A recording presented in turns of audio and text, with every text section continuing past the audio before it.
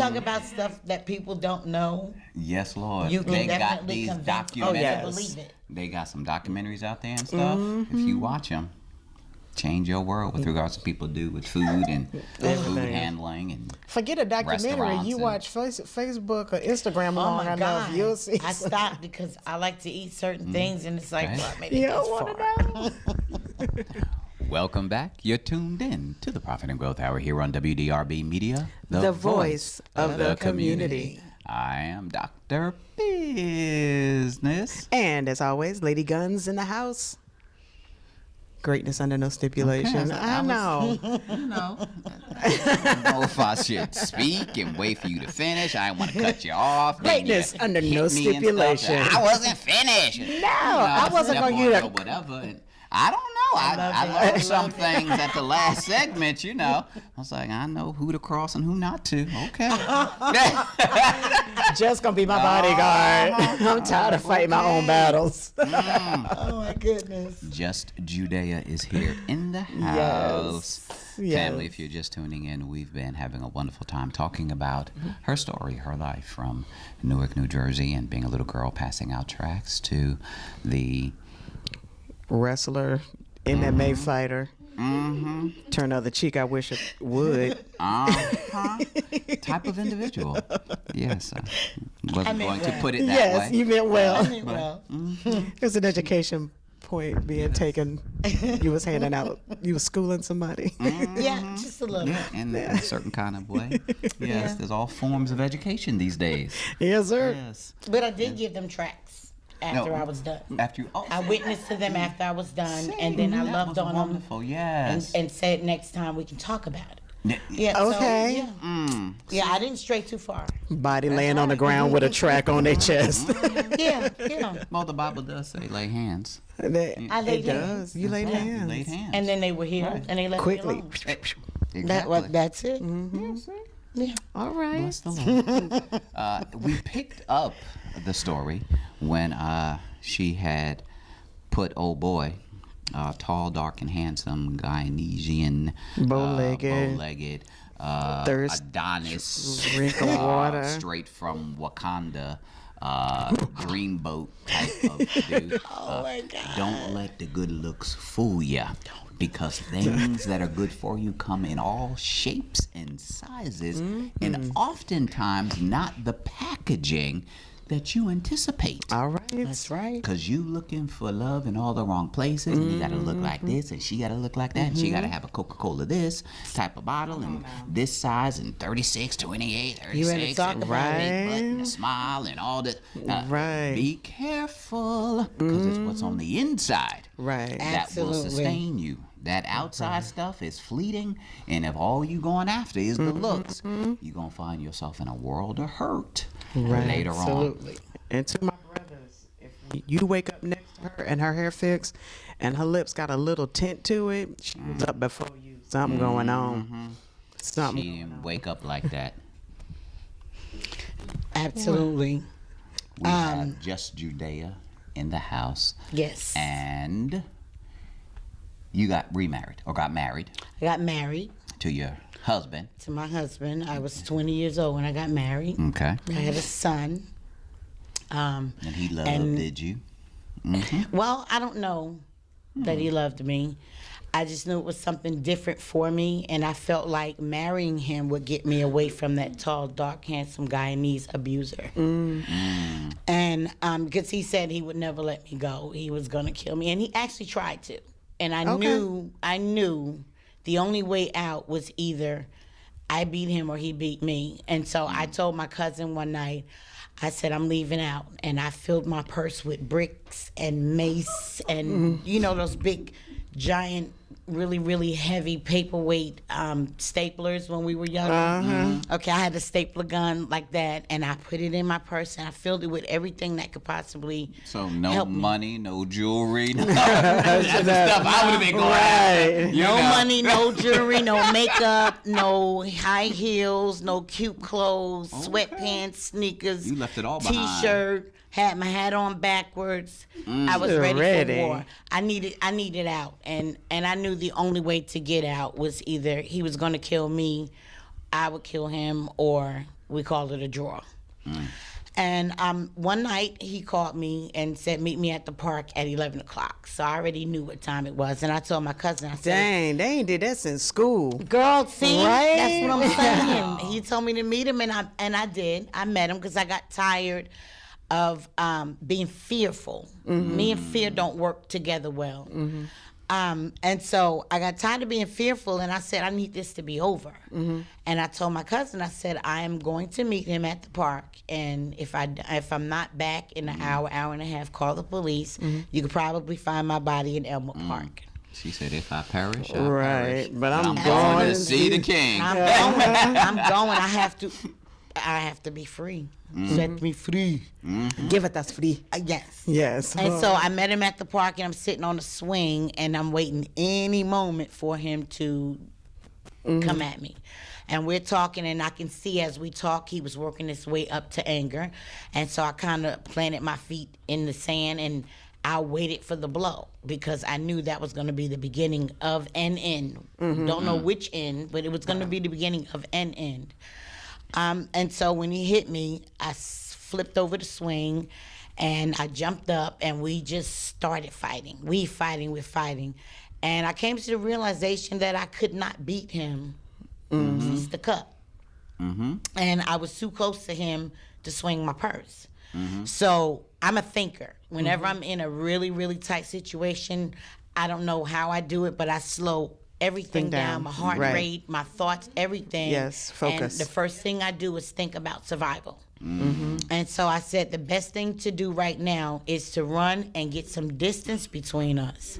Get out of the park and around apartment complexes, like apartment buildings where I can scream for help and somebody would potentially help me. So that I did, and I'm running. I'm screaming for help, and he's gaining momentum on me. So at that point, I said, I have to time him. And this is all going through my head. And so I took my purse off my shoulder, wrapped it around my right hand, and I'm running, I'm looking back, and when he got at a certain distance where I knew if I pivoted and swung, the momentum would be very great and I can get away. And it worked perfectly. I waited for him to get to a certain distance, and then I just stopped, pivoted, and swung as hard as I can. I dazed him. I didn't knock him out, which was what my plan was. Well, it angered him more, and he got up and came after me. We're running around the car, I'm screaming for help. And at this point, I'm so tired. My body's tired. I can't go any longer. I sat on the stoop of this apartment complex, and he came over to me, and he just started wailing on my head. And I was so tired, I just could not fight back. And at that moment, I said, God, whatever you're going to do, do it quickly. I cannot take this anymore. And then it's like I kind of blacked out, and I heard a voice from a far distance say, leave that girl alone, leave that girl alone. Somebody yelling out of the apartment building, and he ran off and left. So they called the police, the paramedics, and of course I did not want my mom to know. I knew it was over. What I didn't share with you guys is that he was third ranking of the Jamaican Mafia. Oh, wow. So I was... Right. So I was the princess of a high-ranking mafia leader.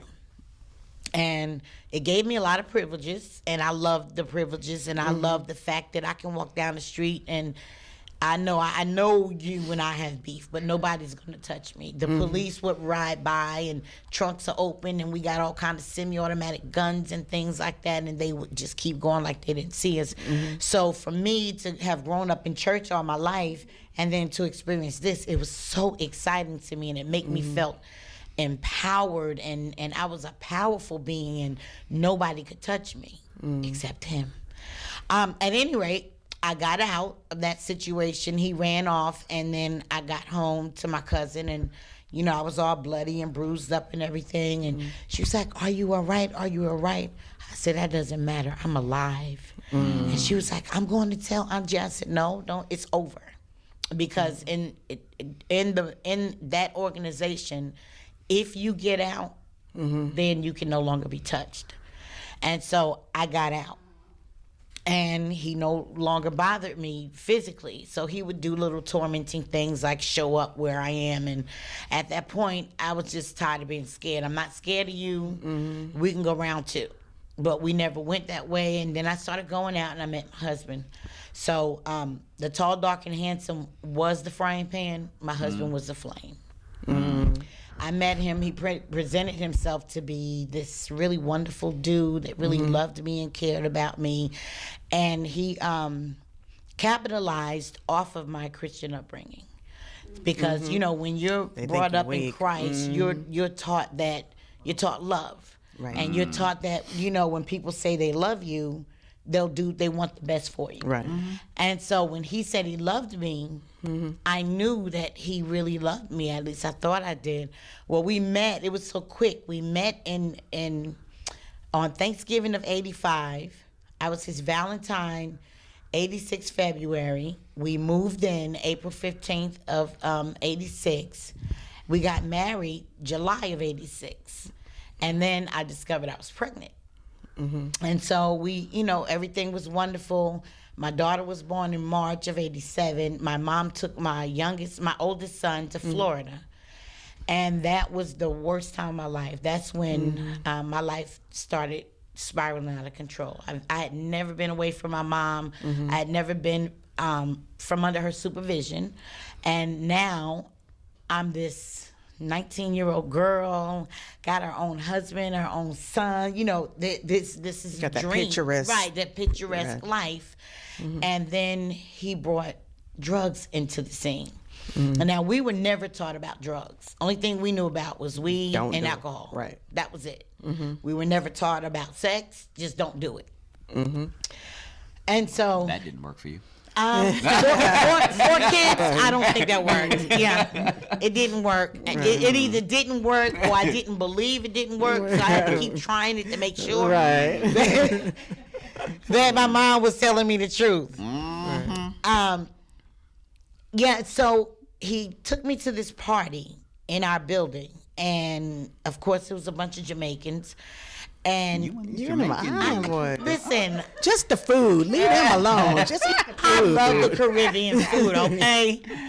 And they know how to party.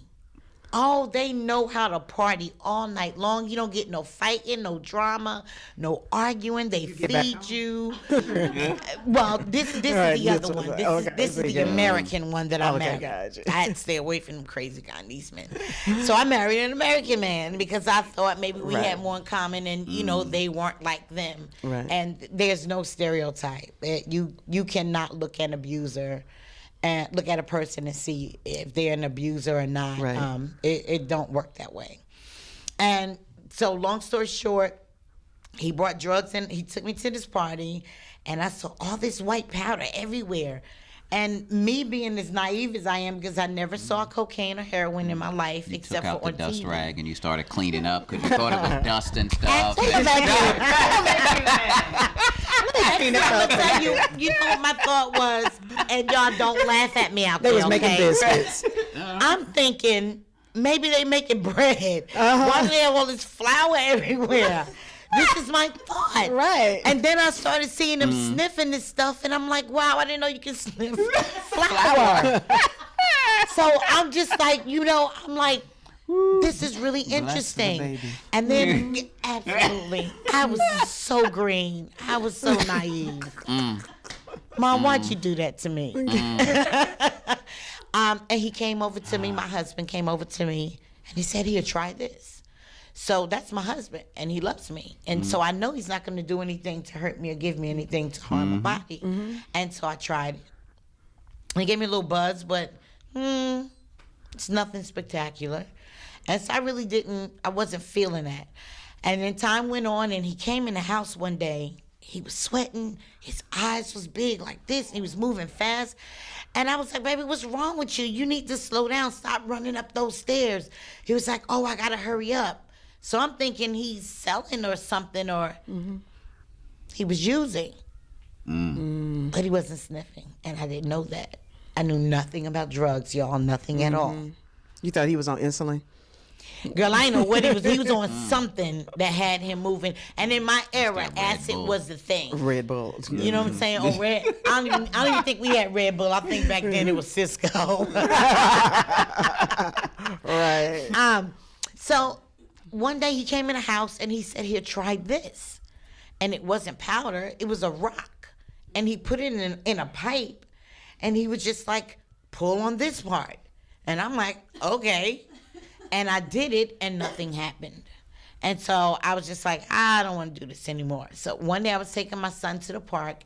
Taking my daughter, because at this time we had the little girl and my son was with my mom.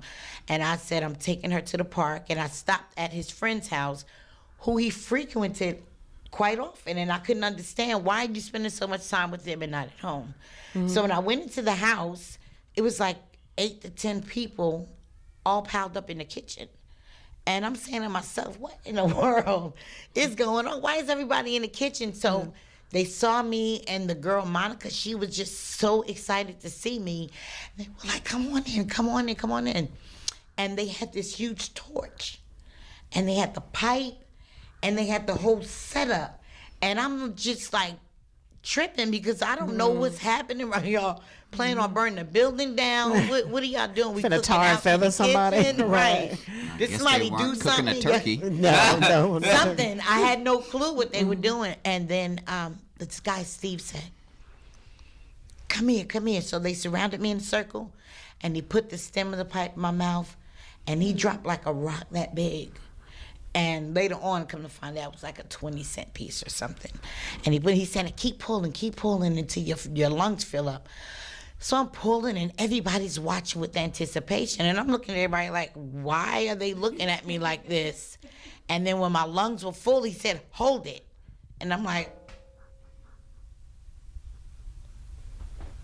and I blew the smoke out, and I entered into a whole different world. Wow.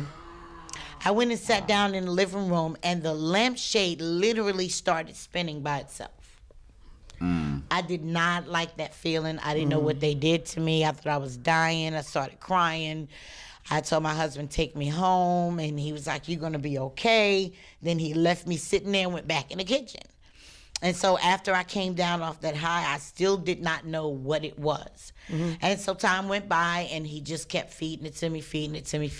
I didn't allow drugs and alcohol in my home with my children and things like that. Well, I finally got hooked on it. And I cried to him one day, and I said, why are you doing this to me? Like, I am so good to you. I take care of your children, take care of your home. I'm working every day. I'm back in school. Why do you keep feeding me this poison? Come to find out, I was freebasing. They were cooking up cocaine, and we were smoking it. And I had no idea. I've heard the term freebase, but they never used that terminology. So had they said freebase, I would have known immediately not to touch it. And then he looked me in my face, and he said, because I want to get high at home. And I knew that if you weren't using, I couldn't get high at home. Wow. And that crushed my heart. And I knew then that this is not love. This is something's wrong. But I stayed in it because it was my husband. And, you know, in the church, they ridicule you for divorcing. And They don't ridicule you for counseling. drugs. They ain't know everything. Right. They ain't know everything. Don't you leave him. That whole thing. That went on for years. We stayed married 28 years. Wow. 28 years we stayed married, but I did leave him and move here for 7 years, and he didn't know where I was because then he became a physical abuser. Of course. And he would jump out the bushes, and I would be scared. And this one day I just decided no more. And so I was walking my kids through the bank parking lot. He jumped out the bush. He said, I told you I was going to get you. And I told my oldest daughter, I said, and by this time we had 3 children. So I said, take your little sister to Larry's house and tell Larry I'll be right there. Larry was one of the neighborhood friends. And so she did, and I waited for them to get far enough away so they couldn't see what was going to happen next. So when they got out of the bank parking lot, I said to him, and I told you I wasn't going to run from you no more. So whatever we're going to do, let's do it right here, right now. It was like 3 o'clock in the afternoon. And he gave me this look like, you never bossed up at me like that before. So he ended up scared and he walked away. You know? He was like, I ain't gonna mess with this crazy lady. And he went on about his business. I knew then that this was not what I wanted in my life for me or for my children. Right. And so I found an escape here to North Carolina. And I stayed here for 7 years and I got my life back together, but not immediately because, you know, spirits are real.